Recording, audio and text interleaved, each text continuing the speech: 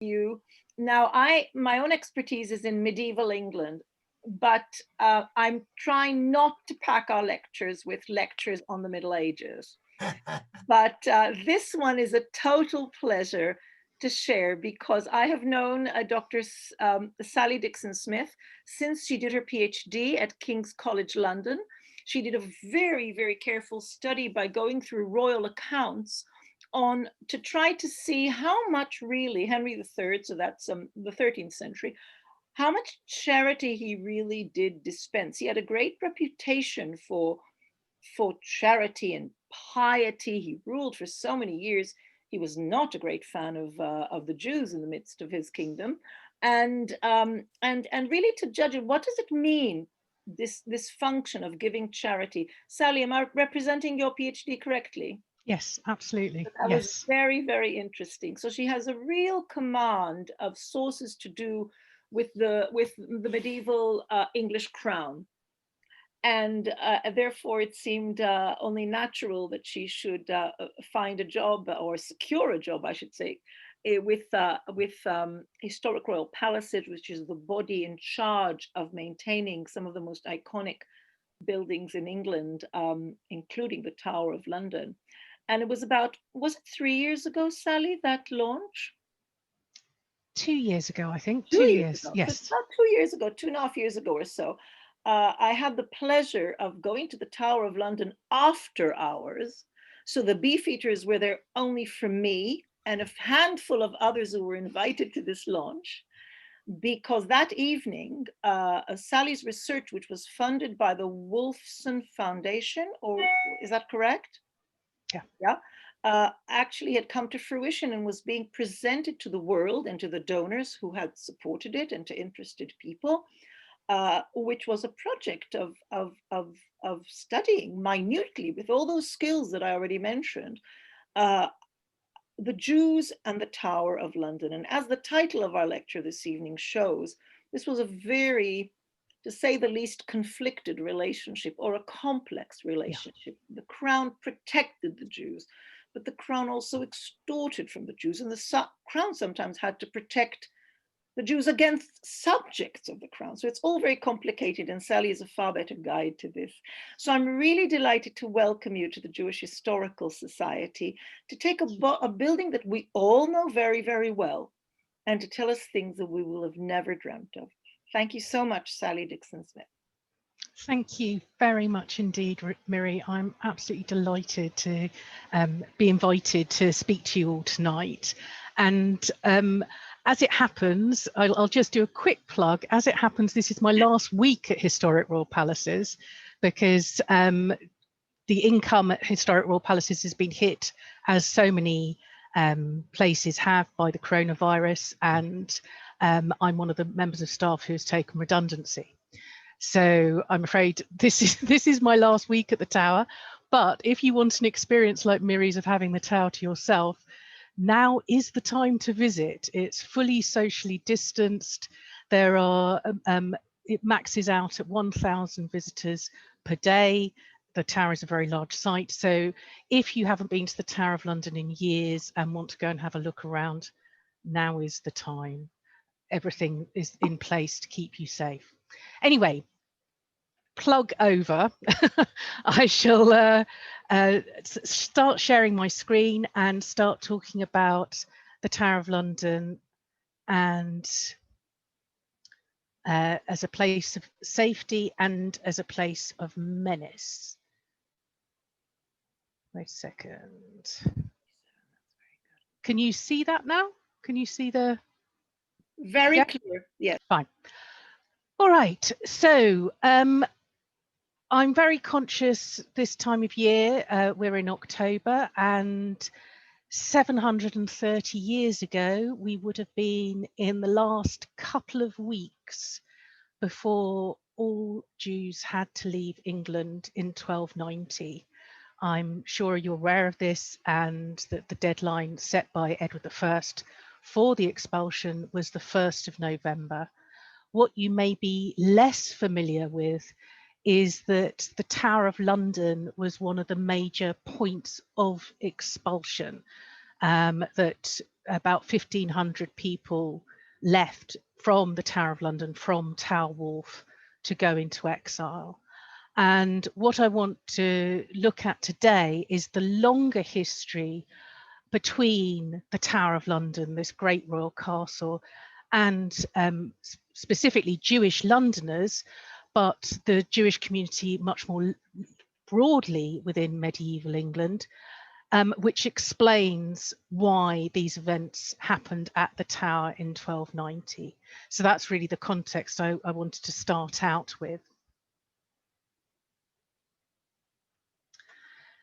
So the London Jewry in the Tower, this is just to give you an idea of the geography. I'm sure many of you are very familiar with this.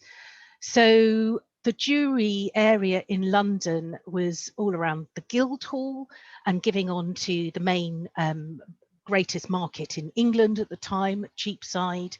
And of course, this was a mixed Christian and Jewish area. But both the Jewry itself and the Tower of London are both founded by William the Conqueror, just as William brings over lots of barons, lots of soldiers, lots of horses, lots of people who know how to build castles very well. He also invites over and brings over Jews from Rouen to set up in London. And it seems likely, it hasn't been entirely proved as far as I can make out, that that there is some Anglo-Saxon royal land in the area around the Guildhall, which means that it's within William's gift to say, come and settle here. And the cemetery for the Jewish community was outside Cripplegate, which I think, well, my point of work, yes, was just here. So there was a place of burial as well. So these two both the castle and the people are both implantations of William the Conqueror as part of his conquest.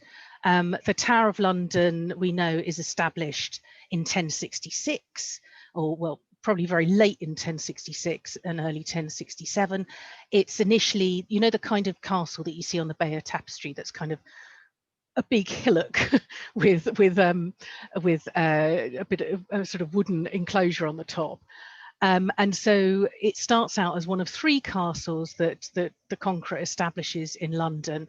The other two were around here near Blackfriars and on Ludgate Hill, so nearer to where he's invited the Jews of Rouen to settle. And we know that in 1070, William grants his protection to the Jewish community in London. However, although, as I say, both of these are very much part of the conquest, the community and the castle, it's not really until the 1100s and the late 1100s and the 13th century that we see this real direct connection between the lives of the people in the castle and the lives of the people in the Jewry. And I do wonder whether that's also to do with the other two castles I mentioned, in essence, not surviving as royal enclosures and not surviving as royal protection. But so 1070, you get royal protection, and by the late 12th century, it is the Tower that is providing that royal protection. And we first see this during the infamous events following the coronation of Richard I in 1189. And according to the Acts of Henry II, those who survived that pogrom initiated, or well, the catalyst was the coronation of Richard I, did so because they were sheltered within the Tower of London and in the houses of their friends. And this chronicle is written in the early 1190s, so quite shortly after the pogrom. And just to give you an idea of what happened. So it seems there are lots of different chronicle accounts of what happened, but it's Richard I's coronation feast is happening here in Westminster Great Hall, which of course stands still today, another extraordinary Anglo-Norman building. And it's unclear exactly what happened, but Some of the Jewish subjects of Richard I obviously wanted to come congratulate the king, and this caused huge ructions.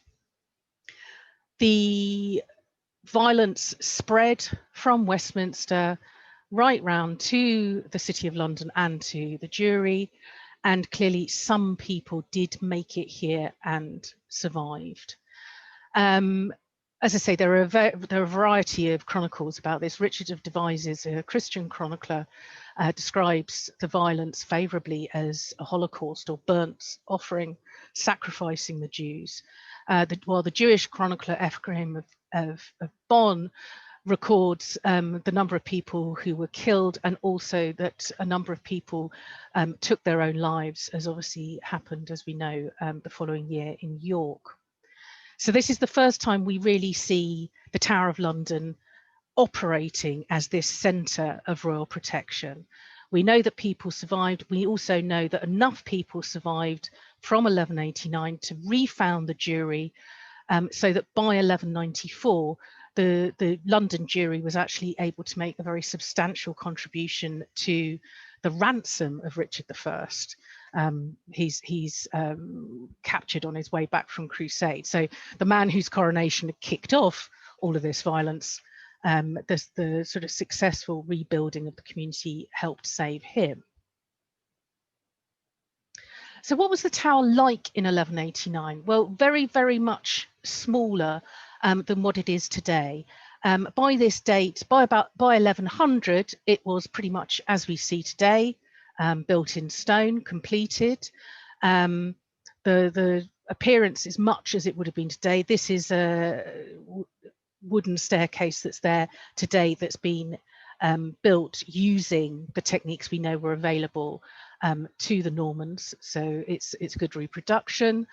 The building itself, astonishingly, when we've looked at it, is about 70% original, which is astounding.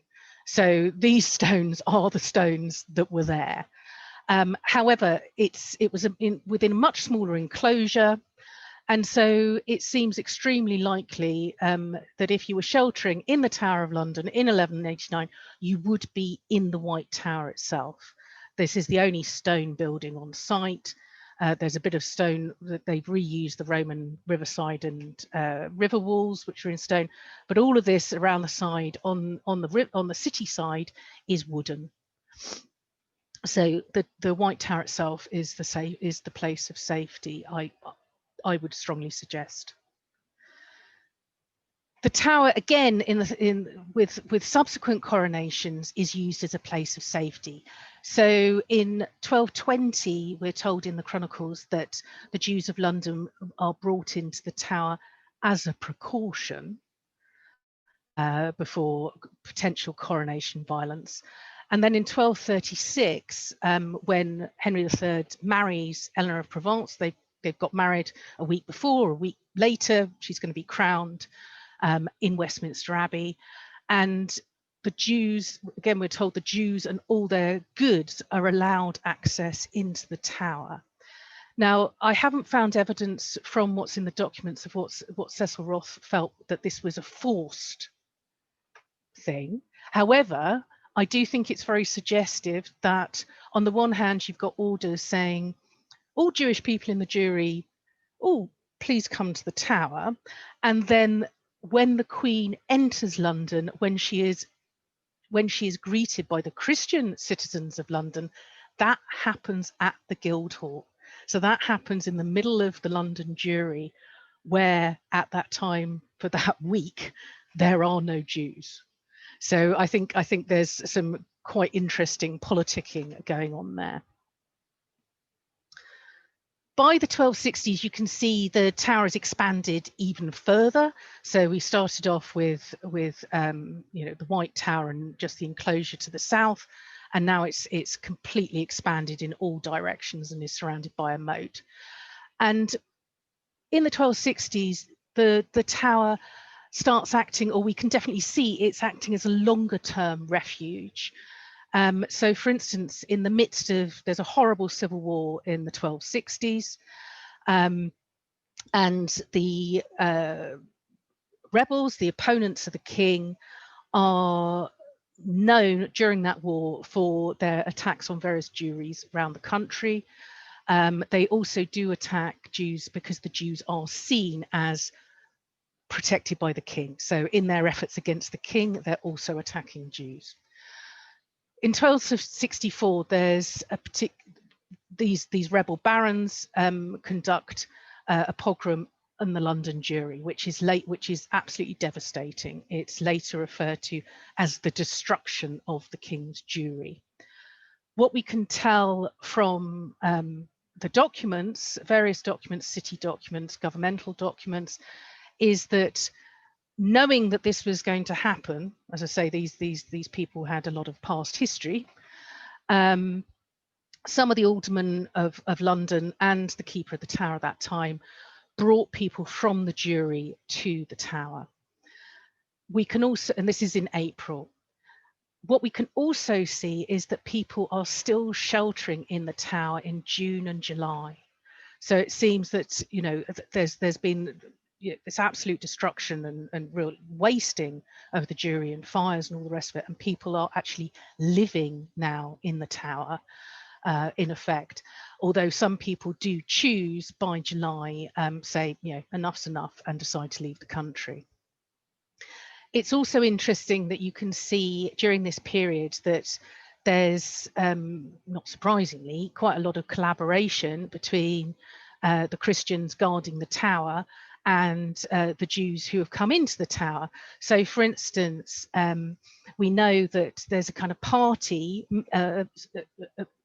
of Jews and Christians who go out to the tower at night to go and dig up in the Jewry where they know that some treasure and sort of wealth has been buried that the soldiers haven't found. So they collaborate to go out to dig this stuff up, to bring it back to the tower and to share it out. And the reason that we know about all of this is that after the Civil War, and once so if you like, the status quo is resumed, this is all looked into as a case of fraud, because strictly speaking, under the law at that time, the property of any murdered Jew should have gone to the king. And so because people within the tower, Jews and Christians, have gone out to go and get this stuff, they're seen as defrauding the king. However, I just think it's interesting to think about, and I have to say, we have no details on this, how people are living, you know, for 3, 4, 5 months in the Tower of London. Then in 1267, so the Civil War ends, and then there's a peace process which is very contested, and there's a baron called Gilbert de Clare, who essentially he swapped sides during the Civil War. He's really cheesed off with the peace process. He doesn't think it's going his way. And so, as you do, if you're a big baron, you attack London. So he decides to attack London and to attack the Tower of London, which is where the chief peace negotiator is living at the time, or staying at the time. This chief peace negotiator, Ottobuono, is a cardinal, and he later becomes a pope. And what we know again with this attack is, once again, the Jews of London come into the tower, and this time they are actively defending the tower. So they are assigned areas of the wall, defending the tower, to see off this attack by Gilbert de Clare. Now, this is slightly unclear. I'll explain a little bit here. So the size of the tower here, this is obviously the side where the city is. We know that Gilbert de Clare and his forces are attacking from the city. They've actually built what I can only imagine is an incredibly long shed from London Bridge to the tower, so the archers from the tower can't fire down on them. And they've also dug big earthworks on Tower Hill. So they're very, very serious. This is a full-on proper siege. And so it's these walls that are being defended, and we don't know exactly where, but we do know that one of these ramparts was assigned to the Jews of London to defend. This is a photo. Oh, sorry, photo of the tower today. Obviously, the tower itself has expanded since. Apologies. So this is the wall. This wall is the outermost wall in that time. And so, you know, once again, this shows a great deal of cooperation between people at the tower and the Jewish community of London. Now, obviously, I've focused on these quite extreme cases of protection. There was also much more connection on a day-to-day basis, and it was part of how the tower actually made its money. So, for instance, in 1236, here's a man who's been appointed keeper of the tower, and as well as getting the tower, he gets the jury, the London jury, and the waters of the Thames. And why I've got these slightly strange photographs here are these are modern day ceremonies that remind us of this. So this is today's version of the constable of the castle taking his cut of goods coming in the river. Essentially, the tower is the customs house for London at that point. And this is something that happens every 3 years, where children of the tower and local children go out and beat the bounds and remember where the jurisdiction is between the tower and the city. So the keeper of the tower, the constable of the tower, has a vested interest and responsibilities in the jury. And what is really interesting is that by the 13th century, you can see that there are members of tower staff who are assigned as sergeants in the jury. So essentially, they're kind of policemen, really, for Jewish Londoners. So they are actually out there on the ground, sorting out disputes, not necessarily very fairly, but they are there. And you can see also that they are defending the jurisdiction of the tower. So because the king is claiming jurisdiction over all Jewish matters and serious crimes involving Jews, this is also what the sergeants and jury are doing. So you can, for instance, see there's a murder case in the 1230s where once the London authorities discover that the victim is Jewish, the case is automatically transferred to the tower. So there are these sort of separate jurisdictions going on. Whether if you're living near the Guildhall, whether you're Christian or whether you're Jewish, totally relates to where you get to sue people, where you are sued, and who you have to pay your taxes to. So also things like the right to have a kosher butcher. The Jewish community of London pay like like I suppose a bit like council tax or something. They pay something each year to the constable of the tower for that right. Now, these sergeants and jury, as I say, not necessarily particularly fair. You can get fined for telling the sergeant to shut up. You can get fined for fighting at Easter. Christians and Jews do get fined for fighting each other, but it's largely Jews who are being fined for fighting at Christians, spitting back at Christians, or just having a reputation for being dodgy. So this is, you know, this is completely within, if you like, the gift or the manipulation of the sergeant and jury, how he's handing out these on-the-spot fines. But what these fines also give us a glimpse into is what's happening in the law court at the Tower of London, because the lists of fines also include what's happening there. Now, the law court's location within the tower, I won't go into this in great depth, but my best guess, and it really is a guess, it's an educated one, though I hope, is that the law court was held in the White Tower in this space, indeed, Miri, where we had drinks 2 years ago. All right. We know by 1320 it's definitely being held there. These things are on the to do with the fines of the sergeants and jury are our first glimpses into the workings of that court. And we also know that when the Great Eyre, which is a sort of national circulating court, sat at the tower, it sat in this space in the 13th century. So the Tower of London is also making direct income from all these fines it's handing out. And this is important because if you think the Tower of London has always been an urban castle, it hasn't got lands, it hasn't got peasants to exploit, it hasn't got lands to farm. It's essentially farming the river in terms of being a customs house, but it's also using the jury as a direct source of income by handing out fines. I mean, what strikes me, I think it's a bit similar to, you know, there are lots of complaints in London today about where council set up you know, those boxes on the road where you can't drive, and then they fine people and they earn millions and millions each year through these things. This is like this ongoing income, background income for the Tower. Because it's a court of law, the Tower of London is also a place of imprisonment. And we know that this is not just for London Jews, this is also for Jews across the country. So I'm not going to discuss it here, but for instance, the infamous case in 1255 in Lincoln and the accusations that a child had been murdered by the Jewish community of Lincoln, the men arrested in Lincoln are brought to the Tower in preparation for their trial at Westminster. But in 1278, because of these records, we can get a glimpse of the types of places that are being used when there's a mass imprisonment.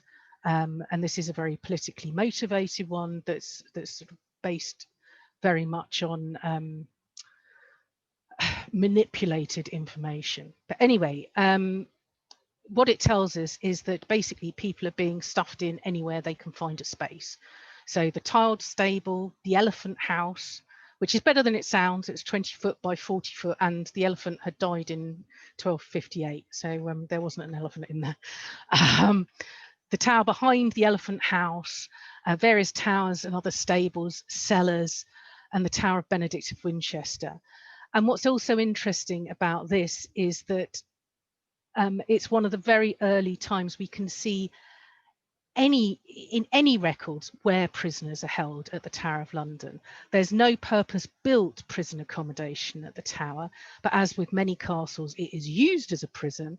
And I think also what is interesting in this is that you can see that really your conditions of imprisonment depend hugely on your social status. So someone like Benedict of Winchester, who's very wealthy and senior member of the Jewish community in London, he has his own tower that is referred to as Benedict of Winchester's Tower. Whereas if you're one of the Jews of Stamford brought in as a community, they actually try and pay extra to be unshackled and kept separately. So, and this is something that you also see with Christian imprisonment of Christians at the Tower. It's completely according to social status and what you can pay. But this is actually an earlier example of what's going on. In 1278 to 79, there were also executions at the Tower, and there's amazing analysis of this by Rokeya.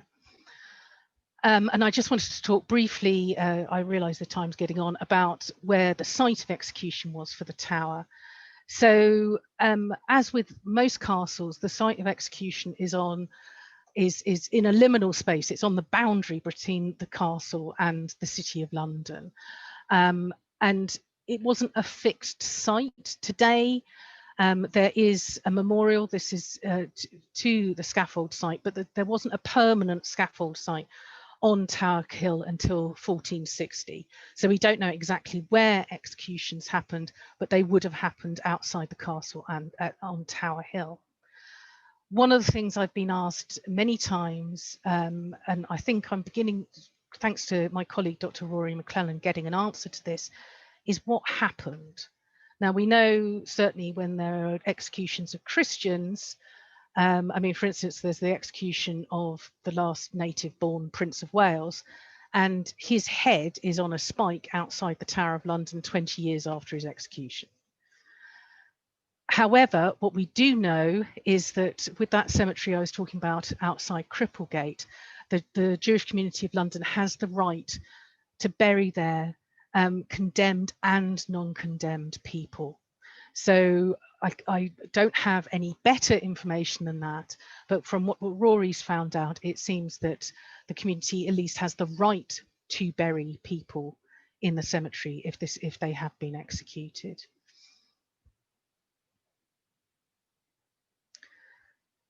The Tower of London as we see it today is really, the extent of it is really the creation of Edward I.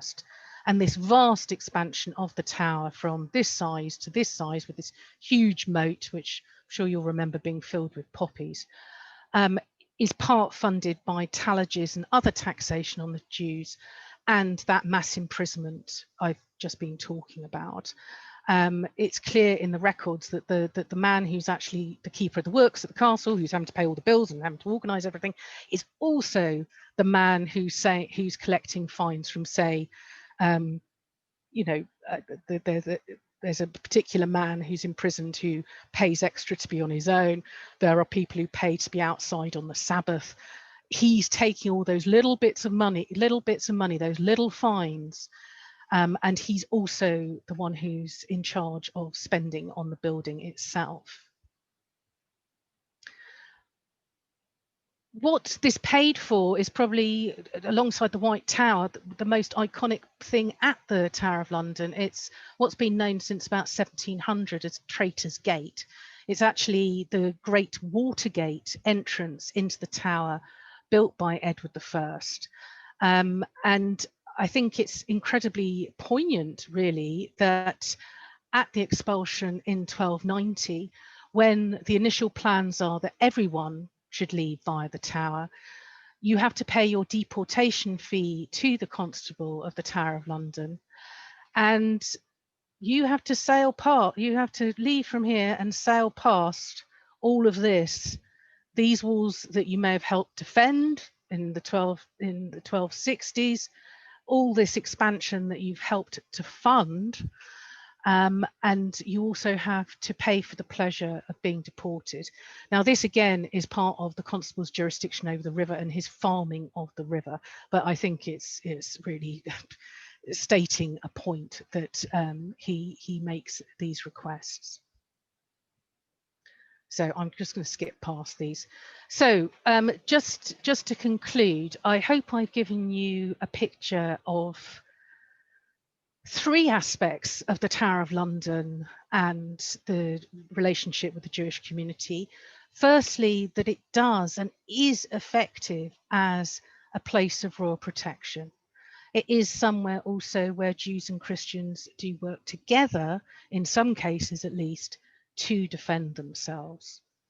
It's also a place that is not just in these times of extreme stress, but on a day-to-day basis. If you're a Jewish Londoner, you are far, far more likely to know about the Tower of London and be going in there and going, to hear a case heard or whatever it may be.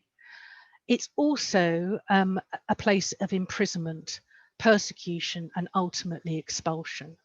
And I think the thing to understand is that these things seem entirely contradictory. They're certainly deeply uncomfortable, but all three of these things, the exceptional protection, the day-to-day kind of jurisdiction, and the persecution, are all part of how this royal castle implements royal policy, specifically in the 13th century, towards the Jewish community. Thank you very much.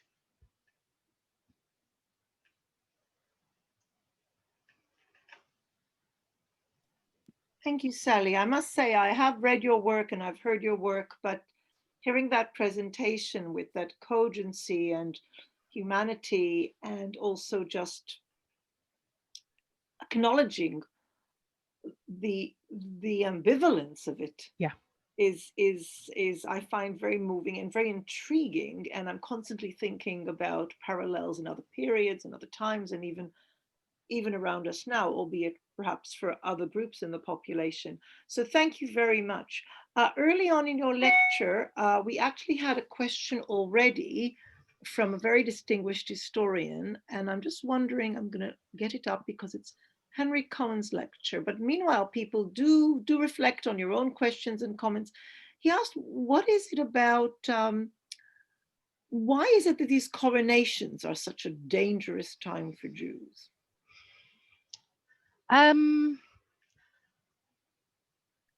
it's it's very difficult to explain. The best, well, the stated reasons, or some of the stated reasons for Christian violence against Jews at the coronation of Richard I, in any case, is that it was inappropriate for Jews to come and see or greet the king on the day on which he'd been anointed. So that when this extremely sort of holy Christian ceremony had happened to him, obviously Solomonic, his anointing as king, this sort of ultimate expression of Christian power, that this was one of the reasons given. I don't think that's you know, obviously that's not a justification, but it also doesn't seem to be something that's consistently across the chronicles. It's just, I think, one or two that mention that. It seemed to be, I mean, the things with Richard I's coronation, the chronicles do disagree on where it starts, whether but it seems to be, what they do agree on, it all seems to be centered on the coronation feast, which is what happens after the anointing and the crowning, the coronation feast in Westminster Great Hall, and people wanting to come and congratulate the king and give presents to the king. And some say it's commoners who kick off the violence, others who say it's aristocrats, Christian aristocrats. It's really unclear. There just seems to be, I mean, I think the nearest thing I can compare it to is football hooliganism, I think, but very extreme football hooliganism. It's kind of this celebration, this expression of possibly not this point, but sort of national identity and Christian identity, and it's then you know, lots and lots of drinking, and it's then being it's descending into violence, and it's descending into violence specifically against people who are seen as an outsider community. I hope that gives some sorts of explanation. I mean, personally, there isn't an explanation, but that's as far as I can see why these seem to be these hot, you know, hot points. Thank you, Sally. We have a comment and then we have a question. Does anyone know where Hagen's Tower was situated? Not exactly. I've spent a lot of time trying to do a process of elimination. Where it must have been, I'm just going to share the screen again just so that I can show you a plan of the tower. So wait a second, just going to go back. So, okay, at this time, what's happening is that the building works are turning this into this. So all of this outer area is being built. So it has to be one of these towers on the inner wall. What I have tried to do is try and look at towers we know had specific names in that period and had specific uses. So I'm fairly sure it's not either of these two towers or this tower. However, it could be any of the others as far as I can tell. So I'm sorry I can't be more specific on that, but I have tried very hard. The reason it won't have been these two towers by the river is that this is the King's apartments and this is the Queen's apartments. But we do know, for instance, that tower is used in the 1290s to imprison John Balliol, the former King of Scots, and is later known as Balliol's Tower. And so what you do get at the tower is really shifting names for towers and geographical locations, often to do with who's in prison there. So this Hagen's Tower name doesn't seem to survive or carry on, whereas Balliol's Tower, he's imprisoned in the late 1290s. By 1320, it's still being called Balliol's Tower, but then it gets superseded by the next prisoner and the next prisoner and the next prisoner. So it's difficult to know. Sally, there's an interesting question which takes you maybe a little bit outside your area of expertise, but still, after the readmission of the Jews, Jonathan Lewis asks, is there any relationship between the Jews and the tower? I mean, obviously, it's a very different world by then, the mid 17th century, but nonetheless. As far as I'm aware, no. I mean, I think, as I'm sure you're aware, at the restoration of the monarchy in 1660, there are a lot of questions about, well, with restoring royal law, does that include the 1290 expulsion charter? And so there are various debates around this. But given where the first major synagogue is founded very close to the tower, that doesn't seem to be particularly because of this association with the tower, as far as I can tell. What I would say, to do with everything to do with both the Commonwealth sort of law and the law after the restoration, is that at this point the Tower of London is effectively the National Archives. So it is a place where lawyers and constitutional scholars and others go to study medieval documents and to try and frame a new constitution after the restoration. Dean Irwin, who's a great expert on medieval, particularly the financial business of Jews, but he just does remind us that, following your answer to Henry's question, that protecting Jews in towers happens on lots of occasions, and indeed even he gives various examples, but like the Jews of Canterbury also sought shelter in the castle on the day of the marriage. No, so it's not just marriage of Eleanor of Provence in 1236 to Henry. So it's not just on coronations, it's any public occasions involving the royalty. But I should also say that in the text that I edited from Norwich in the mid-12th century, which is the first ever accusations that Jews had killed a child, as it were. So the guy who writes this text, he does say that when rumors circulated against the Jews that they had killed a child, allegedly, that the sheriff protected them in his tower. And we know it from other parts of Europe as well, because that was, as you said in your final statements, or towards the end, you said the sheriff was doing the job of what he was meant to do. He was meant to protect royal interests, and royal interests were to protect the Jews on most occasions, unless you're expelling them. And so we see that quite a lot, that bringing Jews into really rather daunting and buildings that, as you say, not every Christian ever had chance to enter into. And that actually brings me to a question I wanted to ask before we move on to Cecil, and that is the issue of language. Presumably they chatted in French with the constables and all these people, or do we have evidence that they started speaking English by the later 13th century? I'm not expert on this. I know from the names of people that you can still very much see the French influence, or I should probably say Anglo-Norman, kind of funny French, Anglo-Norman French, but which is the language that's being spoken by royal administrators and at the court, and also by this community, which we know that in 1264, one of the people who decides enough's enough, his family's been in London for 5 generations by that point. But it's clear that the community speaks Hebrew and writes Hebrew, but also knows Anglo-Norman. And as I say, there seem to be names that have particular French influence or are linked to sort of French versions of biblical names that are used within the community. But that's so interesting also in terms of setting the Jews apart from their more sort of like plebeian sort of neighbors around them who would be using English. But the officialdom, etc., it's sort of associating them with the language that is of officialdom and to some extent oppression.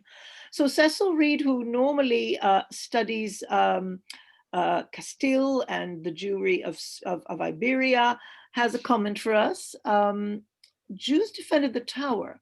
Were Jews allowed to bear arms in England, and how was their defense during the siege recorded? And would they just walk about with a little dagger? After all, knives and so on were also just used for just, you know, eating and cutting stuff. I mean, that's really interesting. And Cecil, will you later be able also to tell us how it was in Spain, so we have a fuller picture? But Sally, why don't you start?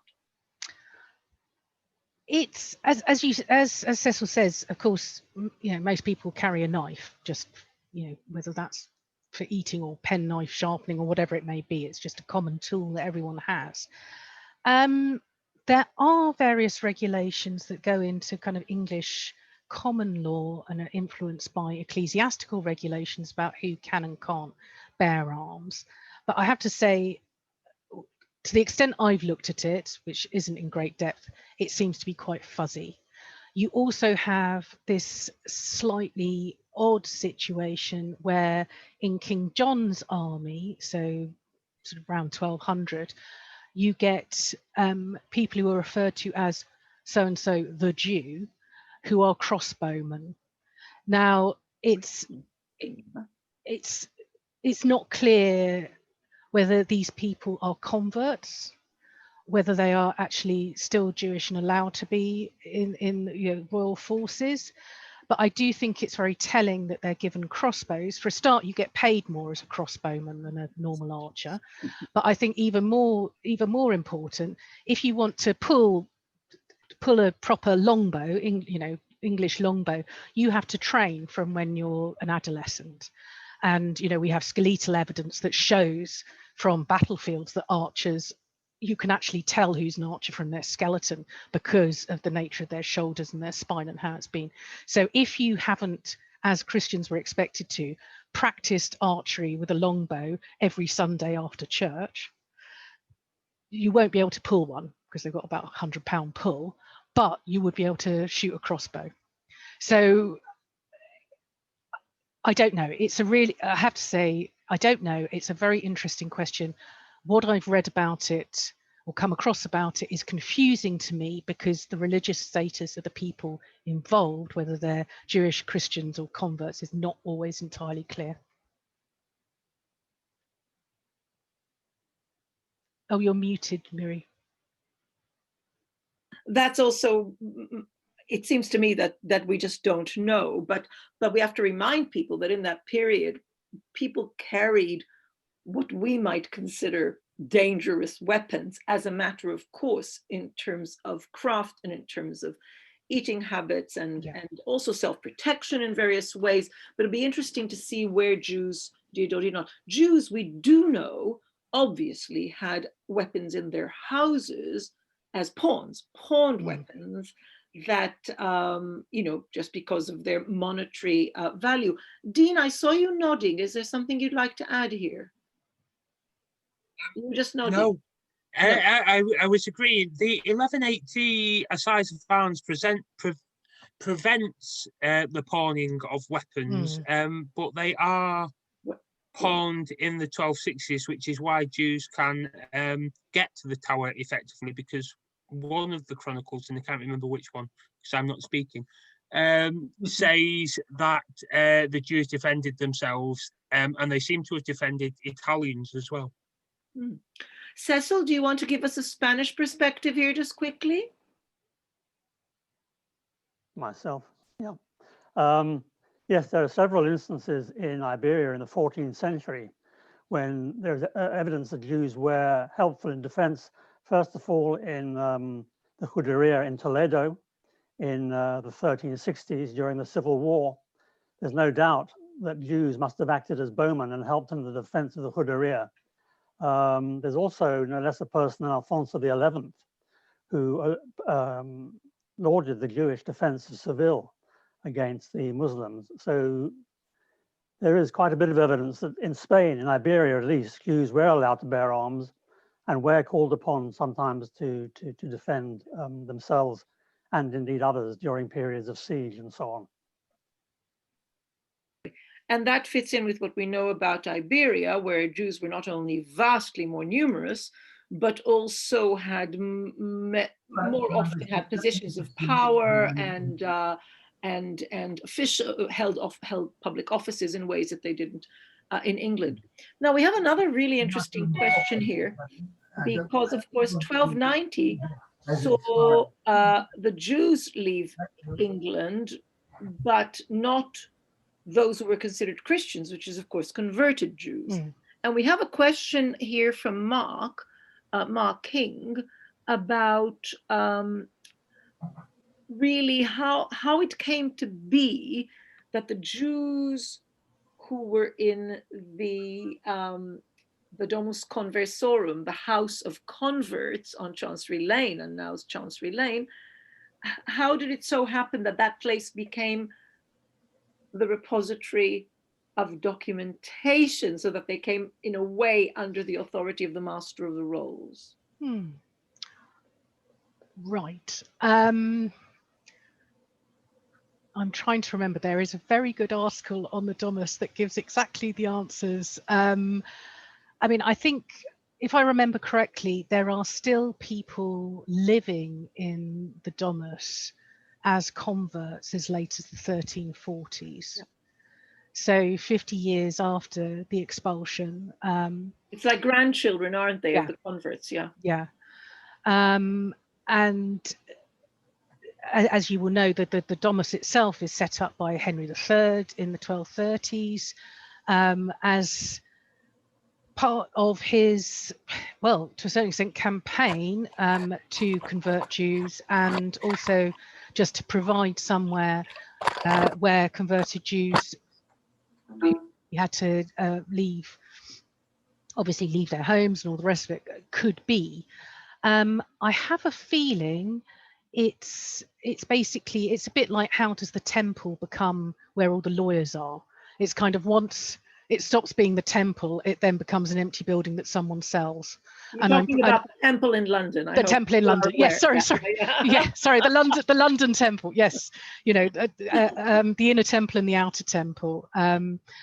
If I remember correctly, it's similar to this. Once the Domus Conversorum ceases to have residence and ceases to have that use, it is then sold, and that's, or rather transferred within, you know, royal property, and that's how it becomes to do with the keeper of the rolls. But I can't remember the actual ins and outs of it. I think the way it also goes is that once there were fewer and fewer converts living there, then it became a sinecure. It just became a really good job to some royal royal flunky, some courtier to whom you wanted to give an income, basically associated with a very easy job. And I think that is how also other royal functions came to be arrogated to it. Well, with the movement of the National Archives to Kew, now it is but part of the King's College London Library, or the library. So these things change yet again. So I see we have, oh, wait. My question was more to do with the transfer of jurisdiction from the constable over the Jews of the Tower to the Master of Rolls.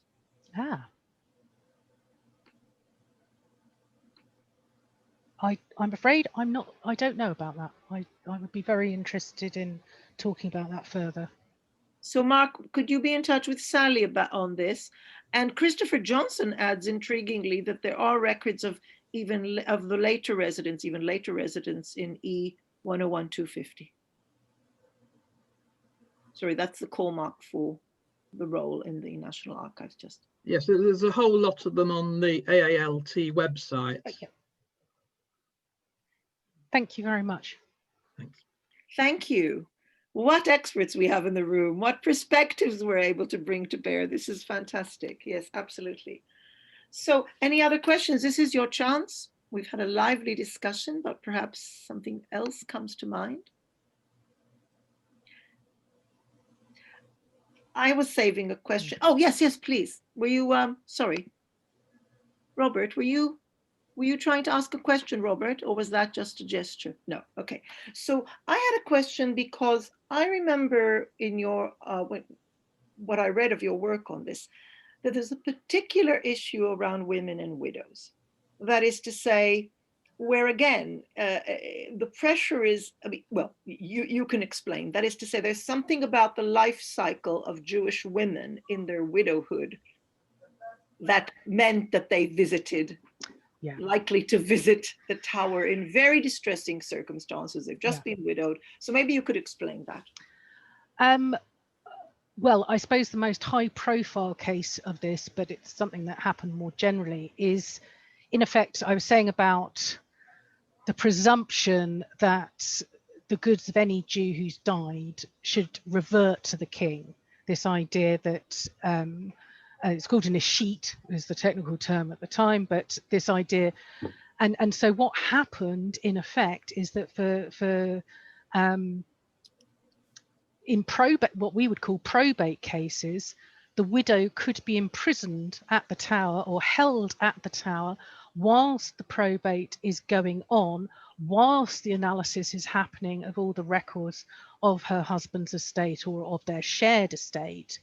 And this happens to Licoricia of Winchester and a few other, but she's probably the most high profile one after the death of David of Oxford. But there are also other cases, and it seems to be it seems to be almost, well, as you say, in an extremely distressing situation where people are almost held on remand, although obviously it isn't a criminal case, but it's so people can't interfere, and obviously it just shows the level of suspicion on, from the royal administrators, that you know, people can't be allowed to carry on living in their own house during this period after their husband has died. Cruel. Yeah, tough. Well, I think we've come to the end of the hour. It's late, and our friend from Israel, for him it's even later. So I just want to thank you, Sally. I knew it would be enlightening and interesting, but you've just proven that the president is not wrong on these issues. No, seriously, Sally, that was most interesting. That was well presented. The questions came from all sorts of directions. We have tremendous expertise here that people have pooled very generously. And I'm just very grateful to you and to members of the society who never disappoint. And I can only say that maybe you'll have occasion to join us as a listener on some future time. And I wish you well. And I honestly want to say that if anyone, well, now that you've heard Sally, obviously a lot of people here are involved in making history and in community history and in all sorts of interesting initiatives. I hope you all see that she's somebody very much that you would want to have on your team if you're developing anything in the area of her expertise. So I'm not going to push that, but I'm just going to say that. Okay. Thank you. Thank you very much, Sally. Everybody keep safe. It's not a joke. Things are changing and not for the better right now in our communities. Keep safe. And this is a very safe environment in which to get together and to learn and to pass through these difficult days. So I look forward to seeing you in November at our next lecture. And of course, you have all the information. And if you're not sure, just check our website or contact one of the members of the people who help run this wonderful society. So now there's, I suspect there's a chat box full of thanks, Sally, which indeed there is.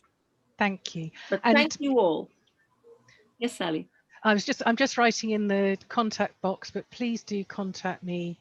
I'm just putting my email there if you want to discuss things further, or you know, clearly the expertise in the room, you know many things that I've missed, and I'd be delighted to discuss things further. Thank you so much for hosting me.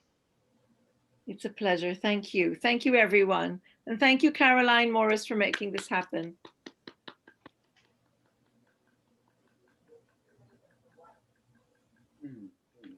Thank you.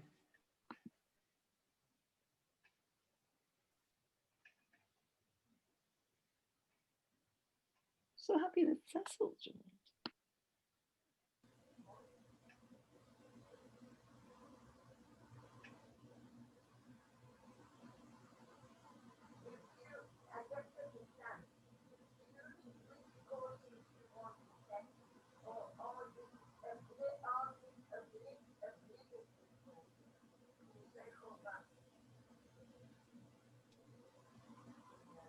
Oh, Sally, I just remembered I saw Lindy in a different seminar earlier today, and she sends her love.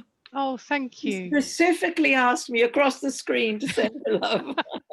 Thank you so much, Miri. I'm glad she's doing well. Yeah, yeah. It was at our late medieval European history one.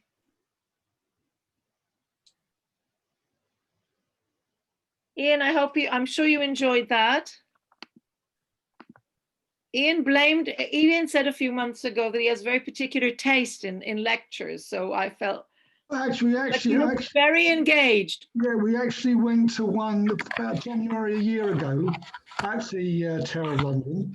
Oh. And I remember it because there's a wall with all the time frame going across. I found a mistake. This doesn't surprise me. Yeah.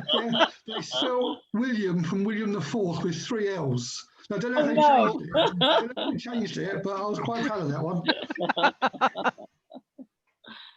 It's the first time I've been there in years, actually. It was, it was amazing. Amazing evening it was.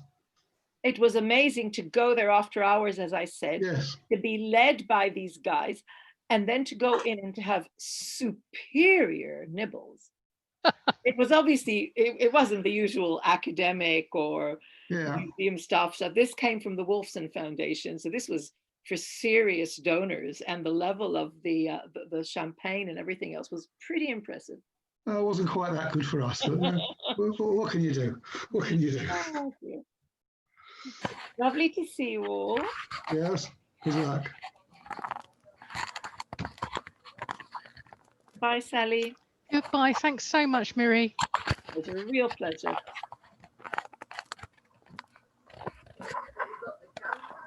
Yeah, I've got the camera, but nothing. It's going to go off anyway. The pictures are going. Look, can you see? Yes, it's still. Everybody else was live. With this thing, I have no idea. Edit profile pic.